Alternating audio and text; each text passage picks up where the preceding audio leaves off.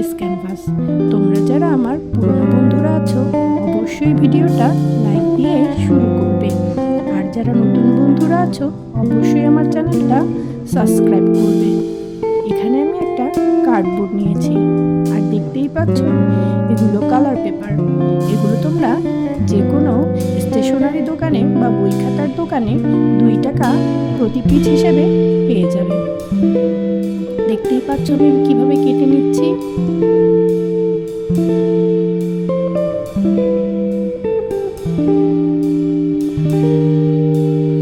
এবার এটাকে আমি রোল করে সুন্দর একটা চিকন লাঠির মতন তৈরি করব, এবং তারপরে এটাকে একটা দারুণ এস আকারে শেপ দিব।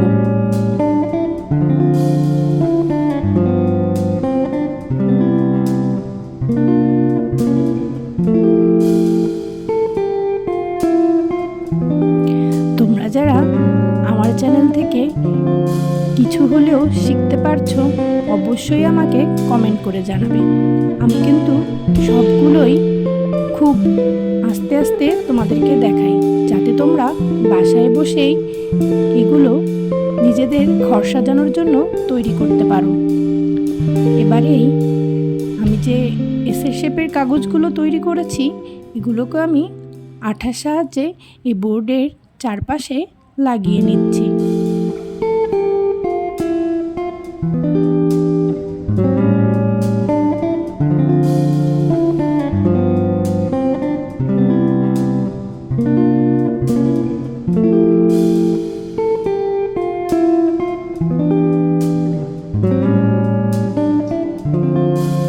এখানে আমি 2টা কালার ইউজ করেছি। তোমরা চাইলে এখানে একটা কালার দিয়েও এই ডেকোরেশনটা করতে পারো। আমি একটু কালার কম্বিনেশন করে তৈরি করলাম, দেখো দেখতে কতটা ভালো লেগেছে। এবার আমি এই নীল কাগজটাকে গোল করে কেটে নেব।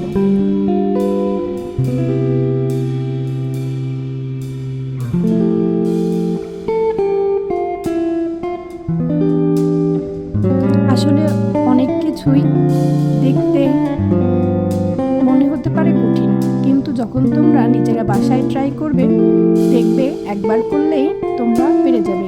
দেখেছো এখানে অনেকটা আমি একটা কোণের শেপে তৈরি করেছি, এবং এগুলো আমি 2টা কালারের তৈরি করেছি কোণের শেপগুলো। এবং আঠার সাহায্যে প্রথমে এই পেস্ট কালারের কোণগুলো বোর্ডের চারিদিকে গোলাকারে লাগিয়ে নিচ্ছি।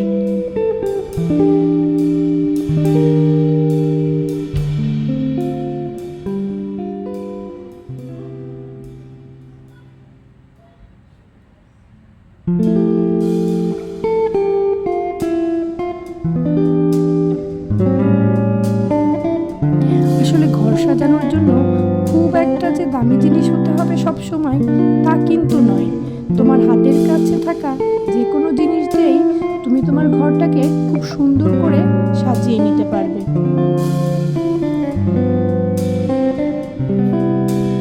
এবার এই নীল কোণগুলো আমি কিন্তু এক সাইজ ছোট করে কেটেছি। পেস্ট কালারের ওই কোণগুলোর থেকে এক সাইজ ছোট করে কেটেছি, যাতে করে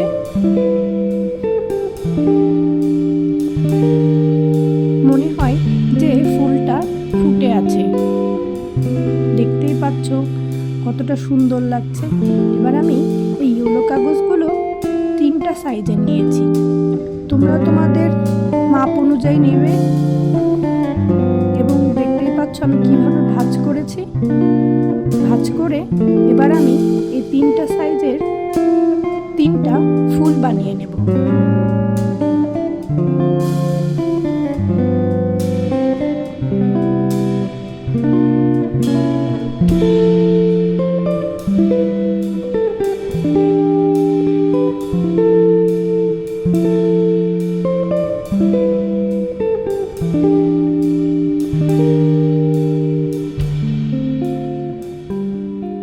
এবার আমি কিন্তু 3টা ফুল বানিয়ে নিয়েছি। এবার একটার উপরে একটা পাপড়িগুলোকে কেটে ছোট করে, যাতে মনে হয় ফুলটা ফুটে আছে, এভাবে করে একটার উপরে একটা কেটে কেটে বসিয়ে নেব।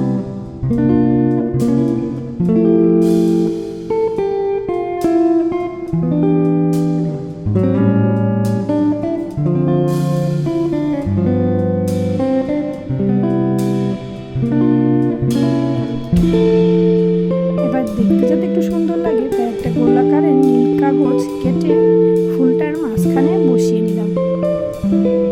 আমার কাজ কমপ্লিট। দেখো আমার ওয়াল ডেকোরটা কত সুন্দর লাগছে।